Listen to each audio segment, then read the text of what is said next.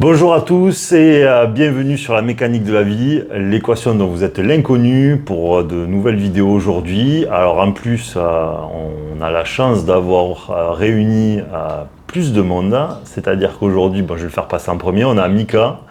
Bien, bonjour, bienvenue à tous. Qui fête son grand retour et Jeff, qui est fidèle au poste en ce moment, le besogneux de service, qui nous fait encore l'amabilité de sa présence. Bonjour à tous. Bon, merci à vous deux d'être là, c'est super cool. Comme d'habitude, on va essayer d'aborder les sujets. Ce qui est sympa, c'est que Mika me connaît depuis très longtemps. Donc, des fois, il a plein de choses que j'oublie de dire.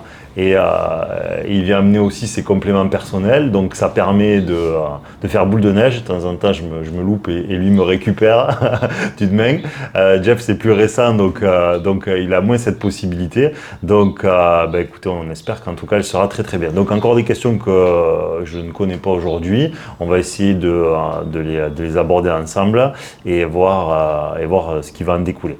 Autre chose, pour ceux qui viendraient à nous rejoindre, la mécanique de la vie, il faut essayer vraiment d'avoir une vue d'ensemble, j'insiste là-dessus. Donc ça veut dire que si vous prenez le train en cours de route, vous loupez beaucoup d'étapes de ce train et c'est un peu dommage.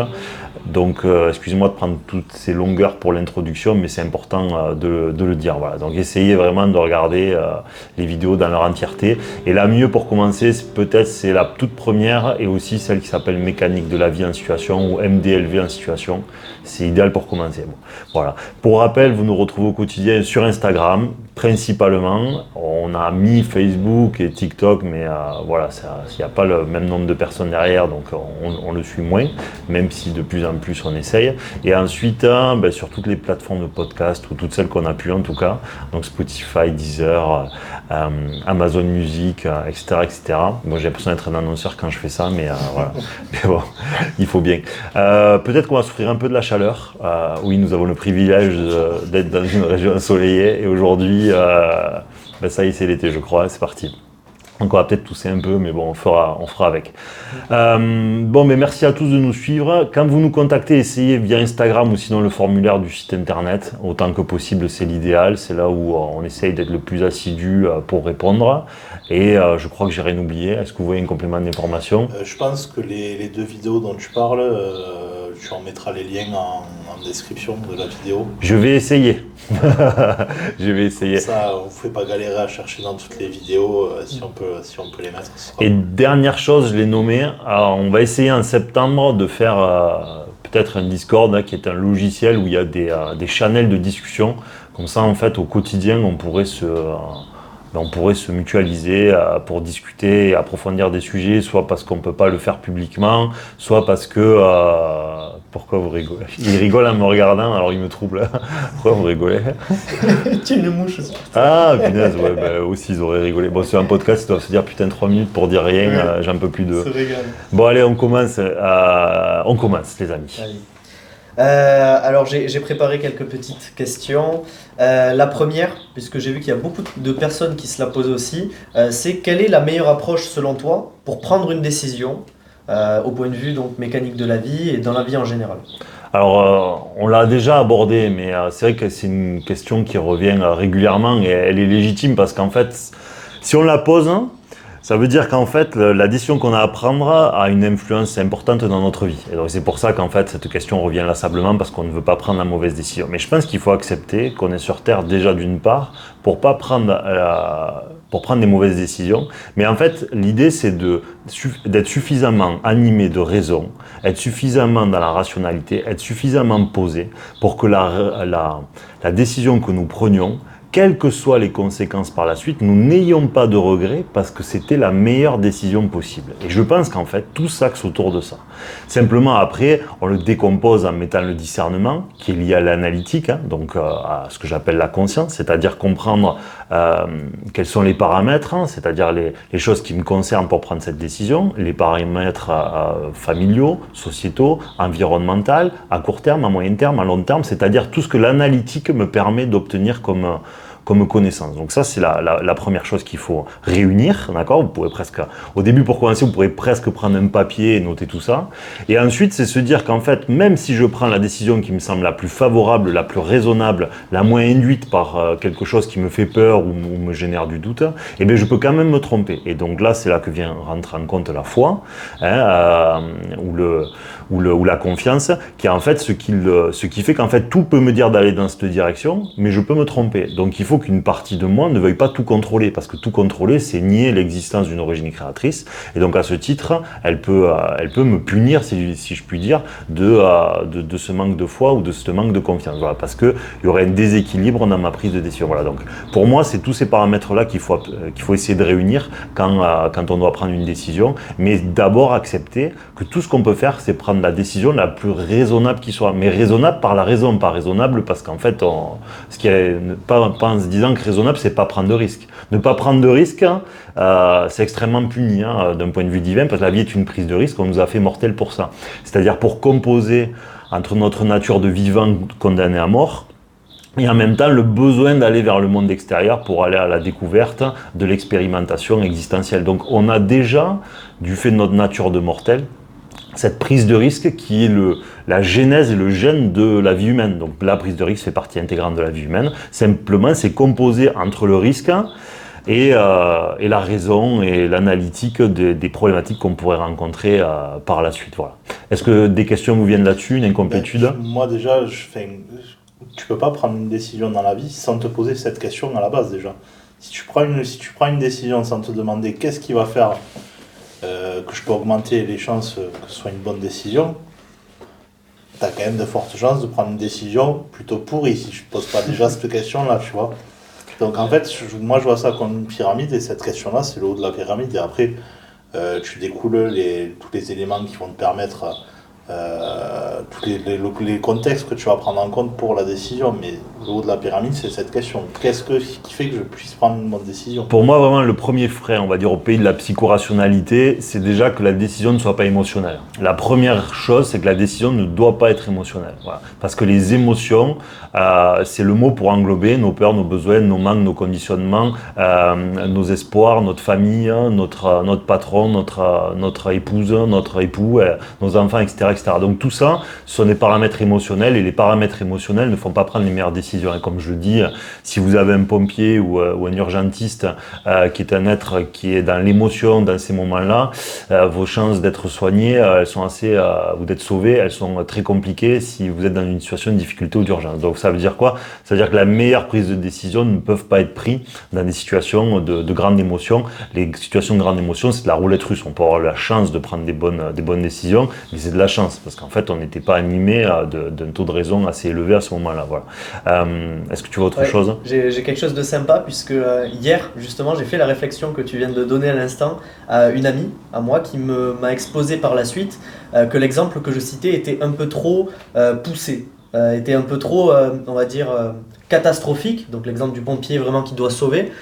Qu'est-ce que tu répondrais à ces personnes justement qui te disent que tu cites de mauvais exemples? En fait, l'excès nous permet de comprendre des fois l'évidence, parce que l'humain a besoin d'extrêmes pour comprendre l'évidence. Parce que le problème de l'homme, enfin de l'humain en général, c'est que s'il n'est pas en situation de gravité, il relativise toujours en se disant c'est pas grave. Parce qu'en fait, comme nous vivons dans le monde physique, ce qui se passe, on le voit qu'à très court terme. Mais en fait, la décision qu'on prend parfois aura des effets, mais à 10 ans. Et comme on ne voit pas ce qu'on vient de produire dans l'immédiat, puisque le temps est parfois différé dans notre prise de décision, et bien en fait, on considère que c'est pas grave. Mais parce qu'en fait, il y a un refus, d'une certaine manière, de la quintessence.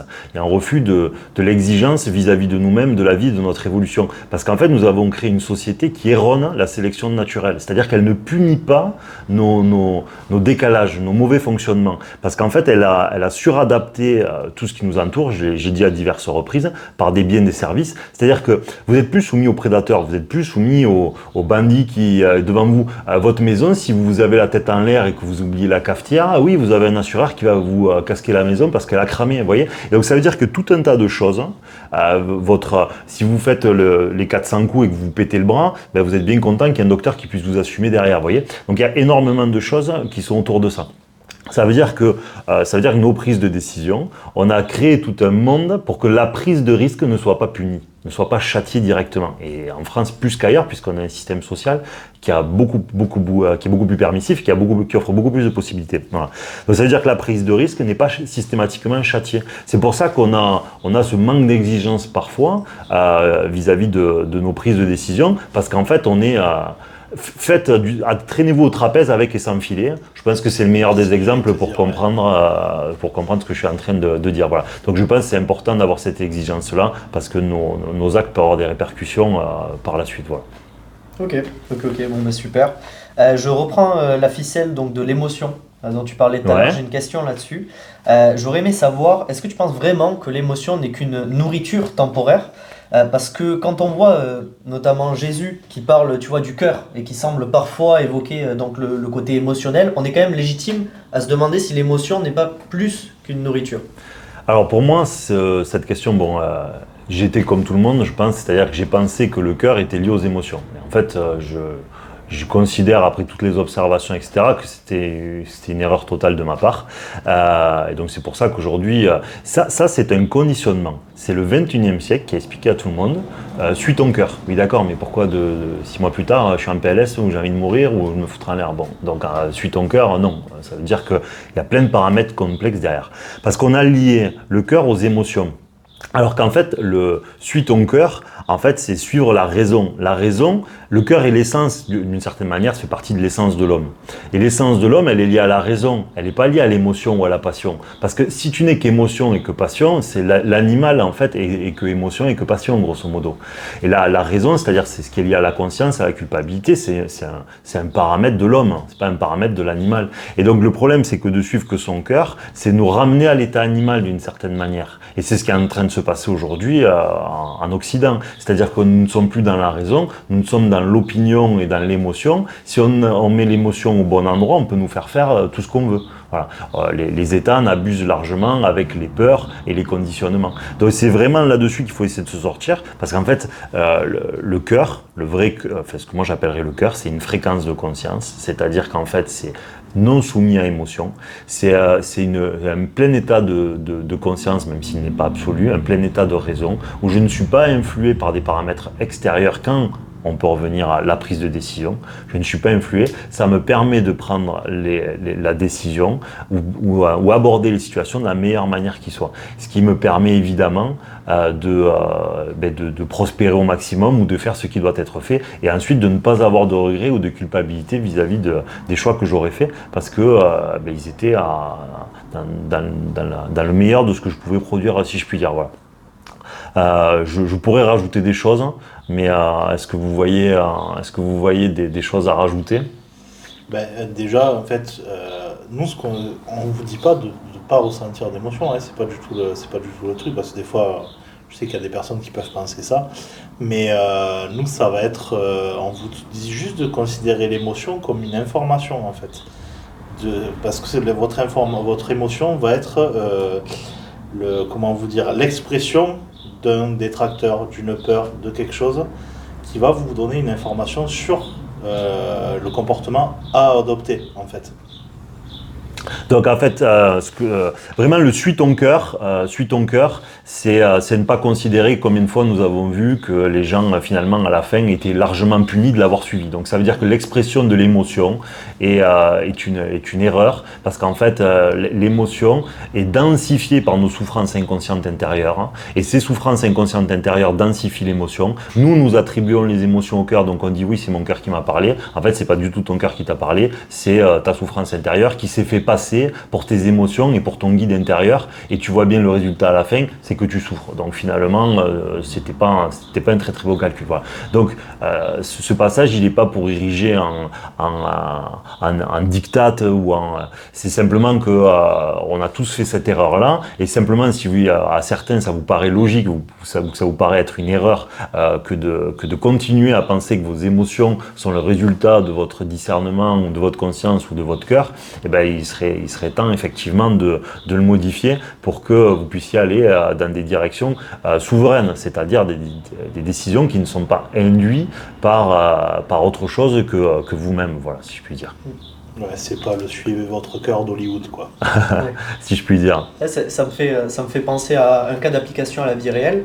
Alors loin de moi l'idée de vouloir faire de la politique ou autre, mais certains quand ils vont aller faire un choix de vote par exemple, vont aller voter pour le leader charismatique parce qu'il leur fait vivre des émotions. C'est Mais, pas ça? oui, parce que ce que dit Jeff est totalement vrai. C'est-à-dire que le problème aujourd'hui, c'est que comme on ne raisonne pas, nous sommes devenus des êtres qu'on conditionne facilement de par la peur ou par les apparences.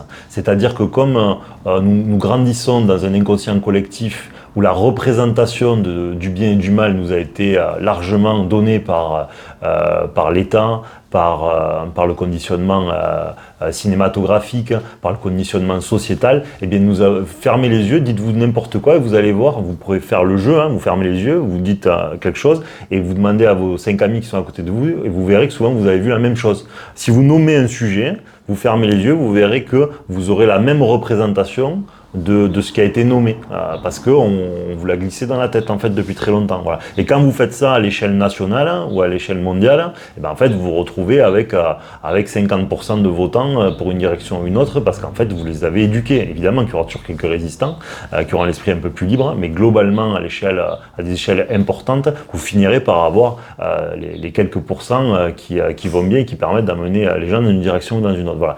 Pourquoi ? Parce qu'en fait, aujourd'hui nous sommes arrivés à un stade où nous ne distinguons plus le bien du mal, le bon du mauvais. On nous l'a inculqué, on s'est laissé leurrer en fait par des apparences et aujourd'hui il suffit de prendre des apparences de notre représentation du bien ou du mal et nous allons plonger dedans sans même regarder ce que produisent les uns ou les autres, par pure idéologie. Et c'est ce que nous faisons complètement aujourd'hui de manière extrêmement généralisée. Voilà. La personne la plus intègre qui soit, si elle n'a pas les standards, si votre banquier demain il vous reçoit un jogging, alors que c'est peut-être le plus intègre du monde, peut-être que vous n'allez pas lui faire un crédit parce qu'en fait il n'est pas dans la représentation de vos standards ou des miens. Voilà. Et c'est ça pour le personnel politique, c'est ça pour nos couples, c'est ça pour nos relations professionnelles, c'est ça pour absolument tout. Parce qu'en fait on voit avec nos yeux. Il n'y a pas d'analytique profond, il n'y a pas de raison suffisamment grande pour essayer, grâce à des codes sociaux plus fins, à des réactions de l'autre, d'aller au-delà en fait de ces apparences. Donc si la personne a tous les artifices des apparences de la sécurité, en fait il aura aucun mal à leurrer les gens, parce qu'il correspond aux standards de la sécurité qui leur a été inculqué depuis toujours. J'ai oublié quelque chose, c'était ça la question ? Ouais, c'était complet. C'était très complet, ouais. Ouais. Ok, bon, on va poursuivre alors. J'aurais aimé que tu nous parles du rôle de nos croyances en règle générale, parce que nous, on est dans une suite logique, rationnelle, mais quelle est l'importance de la croyance en général pour Là, je vais rappeler un truc qu'on s'est amusé à nommer juste avant de démarrer cette vidéo. C'est-à-dire, par exemple, dans les évangiles, on vous dit « Soyez prudents comme le serpent et candide comme la colombe ». Bon courage, je l'ai déjà dit, bon courage avec ça. Ça veut dire quoi ?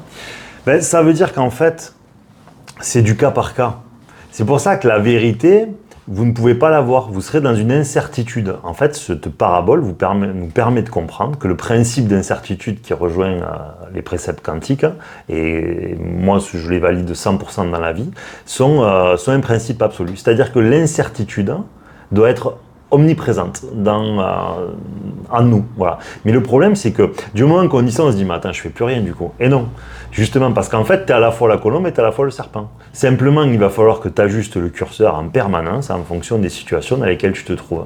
Et donc, cette incertitude, c'est en fait que tu ne sais pas à l'avance où tu vas placer le curseur. Et tout le jeu de la vie, aussi, en plus c'est le cas de le dire par rapport à ça, dans ce curseur-là, pour savoir où tu vas le mettre, en fonction des gens que tu as en face de toi, en fonction des circonstances, en fonction des individus. Et donc pour moi, tout est autour de ça. Et donc c'est là où Jeff voulait certainement venir, puisque toi, l'objet c'était les croyances. Le problème d'une croyance, déjà c'est un mot qui est un peu honteux, dans le sens où en fait, je pense qu'on devrait presque plus employer ce mot pour les gens qui ont la foi ou qui essayent de l'avoir. Parce que le problème, c'est que ça les, je ne sais pas si c'est le bon mot, que ça les exonère d'avoir pensé. C'est-à-dire, si vous dites à certains athées qui sont un peu fermés que tu crois, bah, il te dit, ah oui, t'as un copain imaginaire. Non, mais en fait, je pense. Je ne t'ai pas attendu pour penser que ce que je disais était peut-être faux, parce qu'évidemment que ça peut être faux, la question elle n'est pas là. Donc je pense aussi que le mot croire aujourd'hui est extrêmement desservi, parce que ça enlève tout le chemin de réflexion qu'un individu a pu faire sous prétexte qu'il est arrivé à des conclusions qui ne sont pas des conclusions qui vont à tout le monde forcément. Voilà. Et donc je pense que le dire je pense, on devrait refaire, on va pas faire hashtag je pense, allez, on va pas faire un truc dégueulasse là, mais limite il faudrait, parce que ça dessert énormément les individus, de dire le mot croyance. Et pour revenir une fois de plus, c'est que malgré que l'on puisse penser ou croire quelque chose, il est important de garder ce principe d'incertitude. N'oubliez pas que si la parabole là, que j'ai nommée là, avec le serpent et la colombe, ça veut dire qu'en fait, la vérité ne peut pas être donnée de manière explicite. C'est ça qu'il faut comprendre. C'est-à-dire que la vérité est nuancée. C'est pas parce que les apparences ont l'air explicites que le fond qu'il y a à comprendre l'est aussi. Quand on parle des évangiles, on parle de Jésus. On ne peut pas enlever, même si certains ne reconnaissent pas, on ne peut pas enlever le génie qu'il y a dans les paraboles, le multisens, qui est capable de faire du multisens il y a 2000 ans alors qu'il était charpentier. D'accord ? Il ne devait pas avoir accès à des livres tous les matins. Enfin, vous voyez ? Donc il y a un génie, il y a du génie derrière. En tout cas, il y a de la réflexion. On ne peut pas l'enlever. Bon, même si là, on va parler plutôt de bénédiction plus que de réflexion. Et donc ça, on peut pas l'enlever. Et donc s'il y a une volonté d'exigence vis-à-vis de la recherche de la vérité dans des paraboles qui sont données avec du multisens, eh bien, ça veut dire que nous, on ne peut pas croire quelque chose avec des apparences.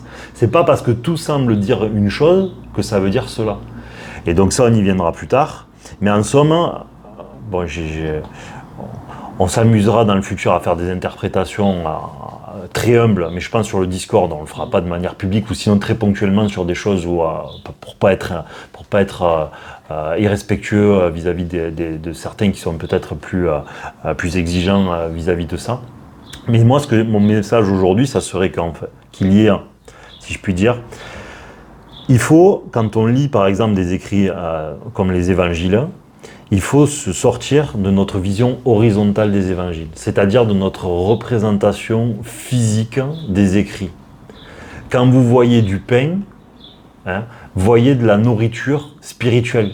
Ne voyez pas le monde physique. C'est un livre spirituel. C'est pas un livre de boulangerie. Non, j'abuse, mais j'espère que vous aurez de l'humour. Voilà. Et donc, essayez, quand vous avez toutes ces paraboles, de nier l'horizontalité qui est écrite. L'horizontalité, la compréhension horizontale, ça veut dire la multiplication des pains, ça veut dire sauver le malade, ça veut dire, etc. Ce n'est pas négatif, c'est du code civil. C'est une vision horizontale de la vie. Mais l'absolu n'est pas sur Terre. L'absolu, c'est un livre spirituel. C'est pour comprendre des données spirituelles, pas des comportements.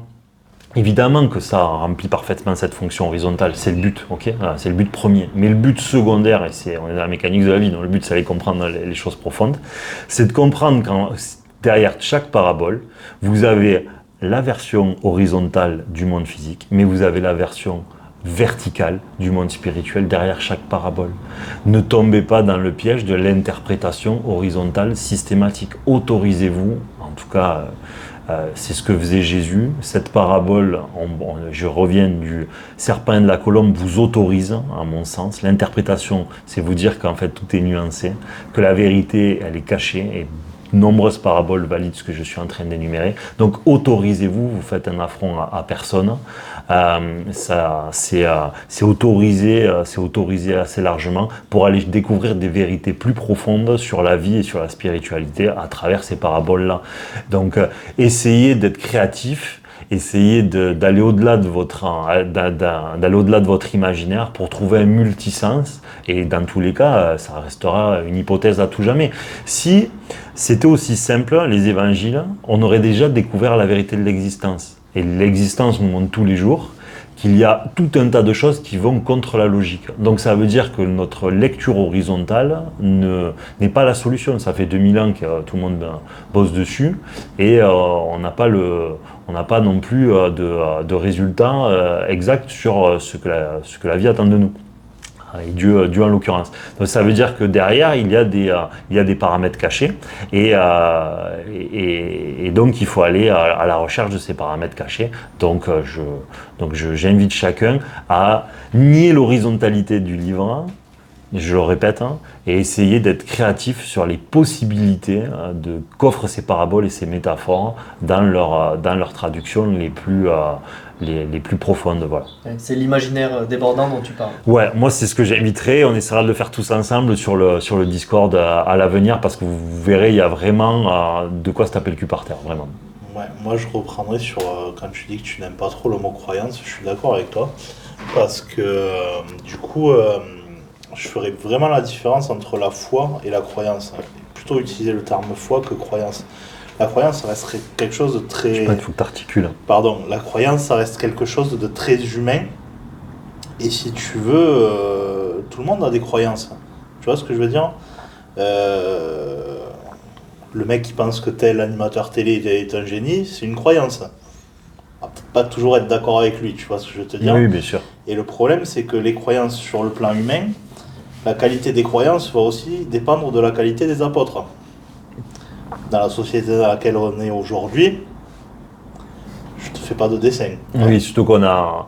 Après, paradoxalement, cette société nous offre aussi de la connaissance à tire-larigot et gratuite, qui peut être excellente. C'est à nous d'être sélectifs.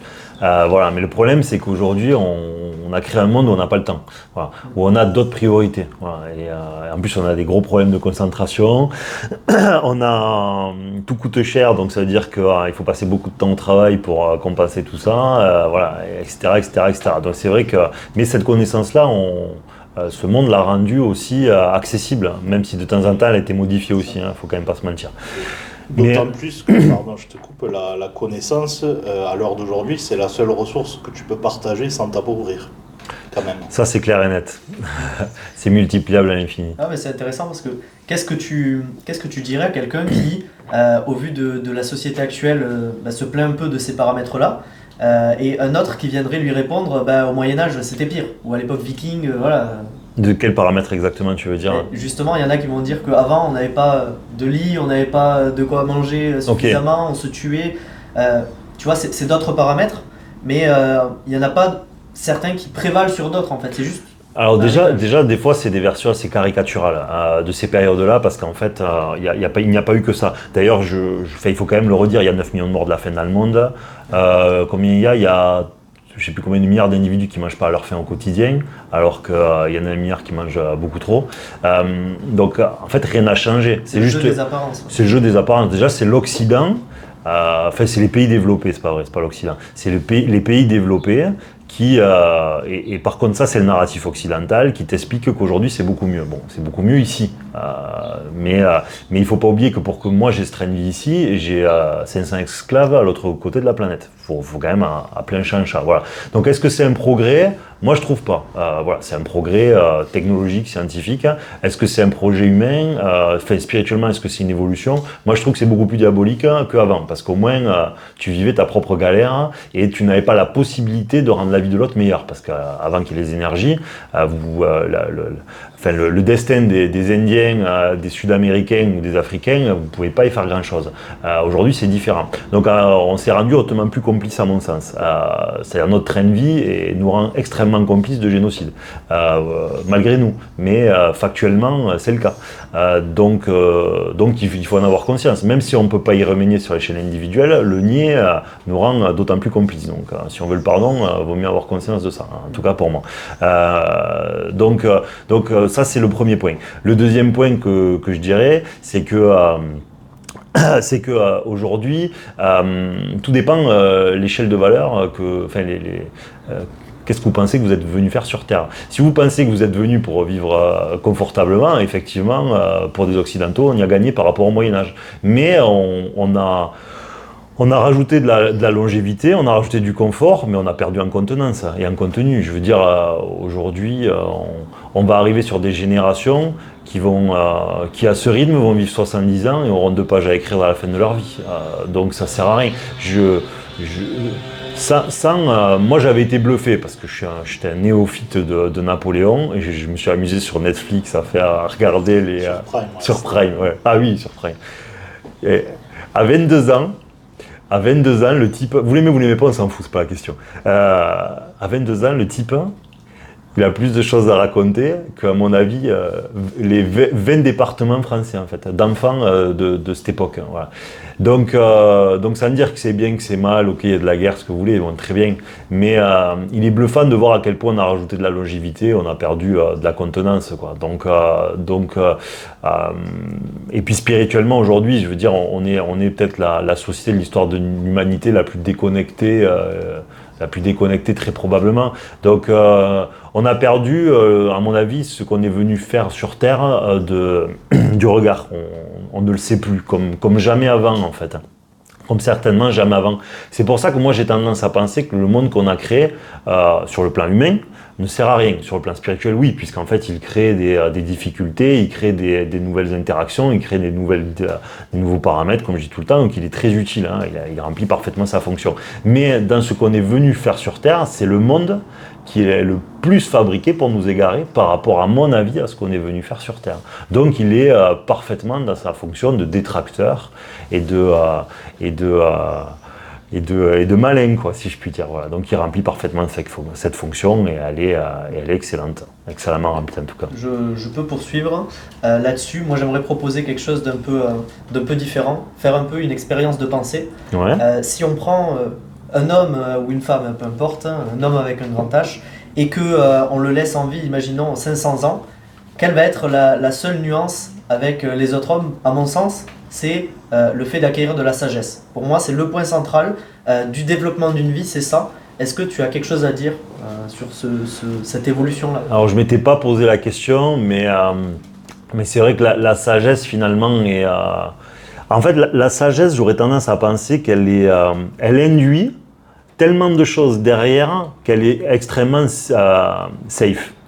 C'est une grande sécurité, je pense. C'est-à-dire que si un individu essaye de faire germer et d'augmenter ses degrés de sagesse tout au long de sa vie, je pense qu'il ne se trompera pas trop de chemin globalement. Parce qu'il va être animé de plus en plus de raison, il va être animé de plus en plus de discernement, il va être animé de plus en plus d'équilibre intérieur et de foi. Voilà, parce que c'est quasiment un champ lexical, là, ce qu'on vient de dire. Tu vois, tout le monde marche ensemble. Voilà.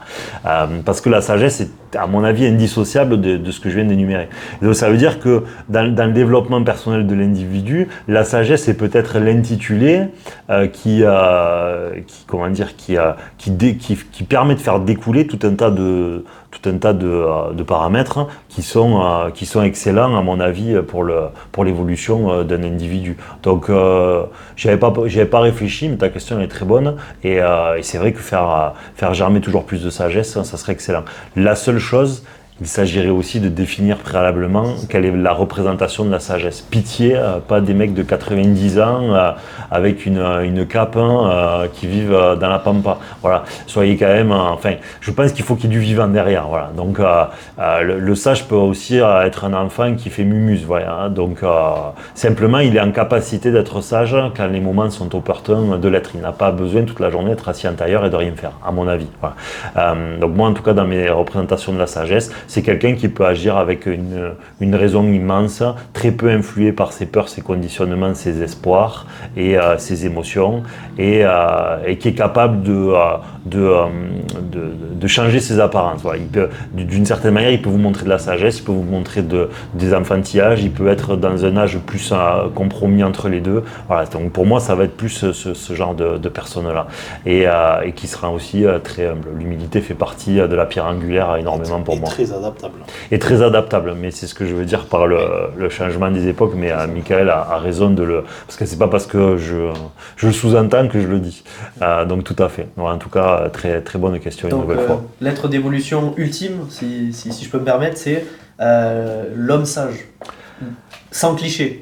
Ça serait sa destination, ouais, ça serait une bonne destination. La sagesse, à mon avis, pourrait être la trinité de conscience, confiance, discernement, pas discernement, équilibre, moi j'oublie mes propres notions. Effectivement, ça pourrait être la pierre angulaire, la trinité avec l'intitulé sagesse, et on pourrait presque, alors je vais être très dur, mais se dire que quelque part, c'est à ce moment-là qu'on est le plus légitime à parler à Dieu. Voilà, parce que on est le plus à même, quelque part, même si on ne peut pas le comprendre évidemment, mais on est le plus à même, quelque part, de s'y adresser. Voilà, parce que on a acquéri quelque chose qui nous permet quand même de faire valoir de la connaissance, de l'expérience de qualité. Voilà, c'est ce que j'aurais tendance à mettre derrière la sagesse. On peut se tromper, un sage s'est peut-être trompé toute sa vie, mais il y a de la qualité expérimentale derrière. C'est peut-être comme ça que j'aurais tendance à le voir. D'autant que le sage, s'il se trompe, il aura la sagesse d'admettre qu'il s'est trompé. Mais le sage, je pense déjà qu'il a tort. Donc c'est toute la dimension de la sage. L'une des paroles les plus sages, c'est tout ce que je sais, c'est que je ne sais rien. Voilà. De Socrate. Et donc ça, c'est Et donc là, on revient au principe d'incertitude comme absolue nécessité dans notre évolution. Voilà. Mais dans cet objectif donc de devenir sage, ou un peu plus en tout cas, même si on l'est véritablement jamais, qu'est-ce que tu donnerais comme conseil pour aiguiser son discernement, sa conscience, la développer? Alors, la première chose qui va aider, c'est de minimiser l'influence émotionnelle et les conditionnements. Ça va être la première chose qui va permettre de... Parce que quand vous avez peur, comprenez un truc. Vous vous cachez, d'accord, ce soir votre femme ou votre mari rentre, ou votre gosse, vous vous cachez dans l'angle du mur, il passe devant, vous faites bouh, il sursaute. Dans le laps de temps où il sursaute, quelles sont ses pensées? En fait, il n'en a qu'une, c'est la peur. D'accord? C'est-à-dire toute son attention est concentrée sur la peur. C'est ça qu'il faut comprendre.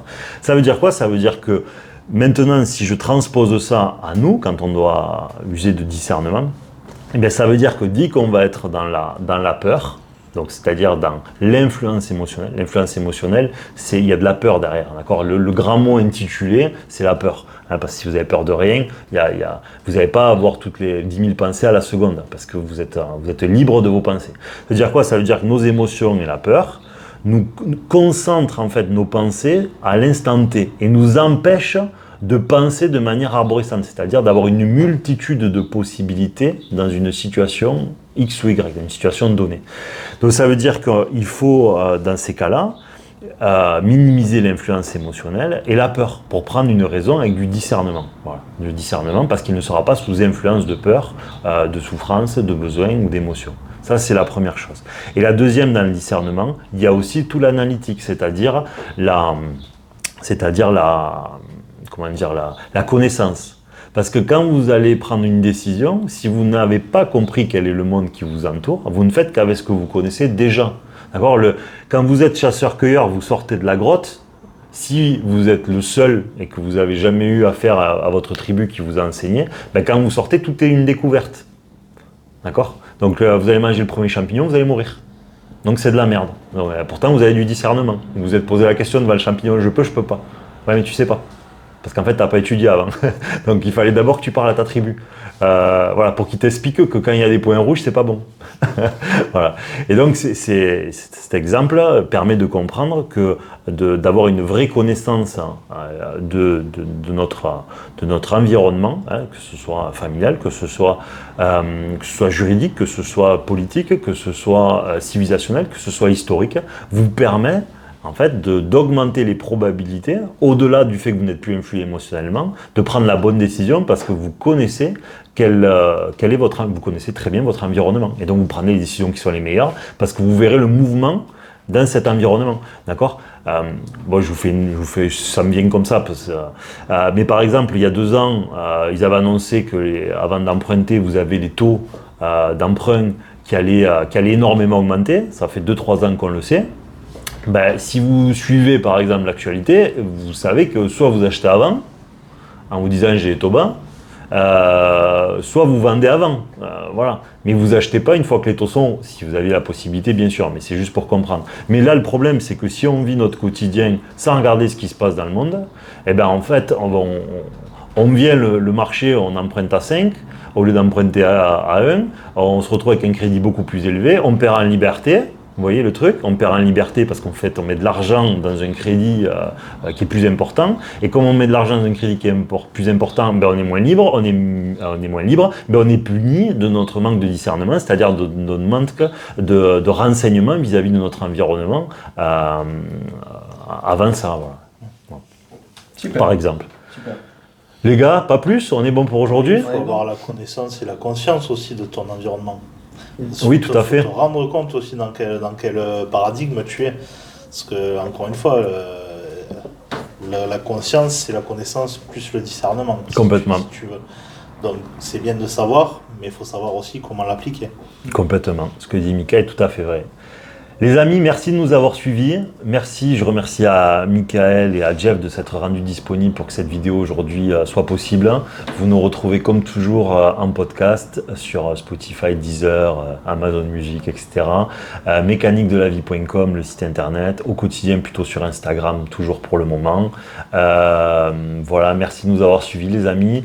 N'hésitez pas à nous écrire, mais plutôt sur Instagram et ou sur le formulaire du site. On essaye de répondre autant que possible. Merci de nous avoir suivis et à très bientôt sur la mécanique de la vie, les amis. Merci à vous deux, les gars. Merci.